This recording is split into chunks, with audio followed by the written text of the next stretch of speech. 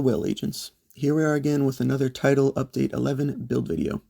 Today we will be looking at the most powerful Dark Zone PvP build, which also can shred PvE content, called the Ridgeway Fury. After watching the state of game for today, October 7th, we've also been given word that Ridgeway's chess piece is receiving a buff in Tidal Update 11.1. So if you haven't already built this, there's no time better to fix that. Let's get right on into the build.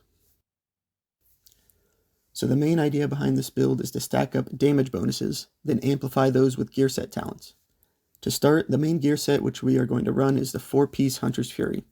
The mask, gloves, knee pads, and holster are the slots which we'll need. Additionally, we'll need the Eclipse Protocol backpack, strictly for its talent to amplify damage to status-affected targets, and we'll need the exotic Ridgeway chess piece to begin the damage amplification. All of the rolls on our gear should have crit hit chance or crit hit damage minor attributes, and the major attributes will need to be armor or weapon damage, based on the ratio which you prefer. I'd recommend using 4 blue for PvP or 2 blue for PvE. You could also do a 3-3 split if you want to do both between blue and red. Since the Eclipse backpack naturally drops with skill tier, this will probably be the most difficult piece to optimize. The only way to obtain the exotic Ridgeway chest is to complete your skyscraper project, and with the coming changes to skyscraper not letting you skip floors, you should get that done before the next update drops. The weapons we'll use for this build will be a preferred SMG with high RPM and mag size, and your preferred shotgun. Both of them must have the sadist talent rolled onto them though. The card and the Regulus are both good pistol options, but neither of those matter too much in this build. Since the SMG will have a crit hit chance attribute, we'll need to choose our gear mods accordingly. Make sure that your mods don't push your crit hit chance past the 60% cap, so most of mine will be crit hit damage here. For specialization, it's optional. You could use the firewall shown here for shield mods. You could also use tactician for a skill tier on your shield.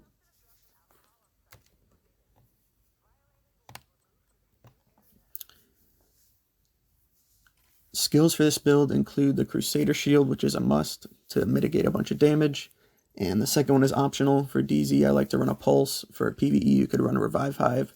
There's a bunch of different options there.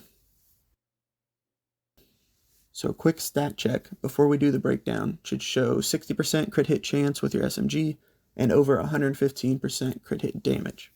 We also should have a sizable armor bar that lets us stay alive long enough to win the gunfights. Alright, so here is a buff breakdown for how your damage stacks with this build once you've shot an enemy within 10 meters. Firstly, the Ridgeway's chest talent will activate, inflicting bleed on the target if they were within 10 meters from you. You'll also receive the armor regen bonus, which is pretty negligible. The incoming buffs to this talent will extend the range to 15 meters, which is a massive improvement, And also the armor regen will scale much higher, up to 48%. This will help your sustainability in your dragged out fights. Now that you're shooting a bleeding target, the next shot will have all the following damage effects.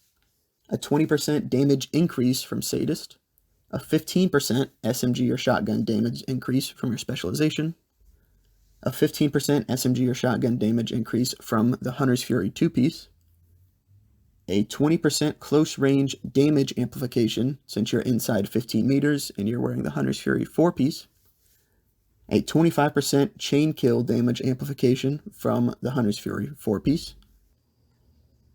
30% Eclipse backpack damage amplification.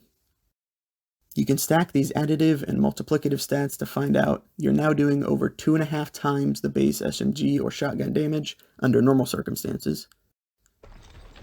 Even farther than that, global events can add additional amplification and your bullets will deal nearly 2 million damage being shot at 900 RPM, and that's just filthy right now. So as you can see, this build will outtrade most of the current other meta builds and dominate PvE as long as you stay within the new 15 meter range to activate your buffs. After firing your first bullet, the enemy will bleed, then on kill, the Fury 4-piece will also disorient nearby enemies. This will provide 2 forms of crowd control in PvE and PvP. This means the NPCs will be held in place, and players can't run for you in the DZ because they're bleeding. So try this build out for yourself and see how it dominates all content in the game right now. Really quickly, I'll mention the 2 Dark Zone counters I run into. You can run into an Eclipse status build because we don't have a whole bunch of Hasbro. You'll want to switch to a Hasbro backfire build to counter that. You could also run into a Nemesis sniper build. For that, you're going to want to try to pull off a bigger flank around them, so you might need a decoy for that. Or you'll have to switch to a status or sniper build to fight them at long range. So when you're farming for these pieces, the most difficult one to find apart from the Ridgeway Skyscraper project are probably the weapons. They need damage to armor, damage to targets out of cover, and sadist all rolled onto them.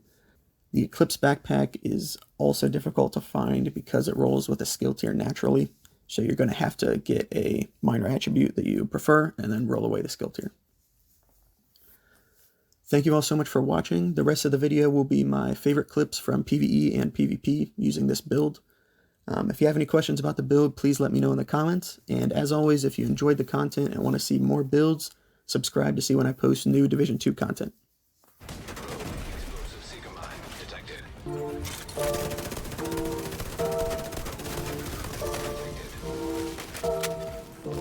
Stinger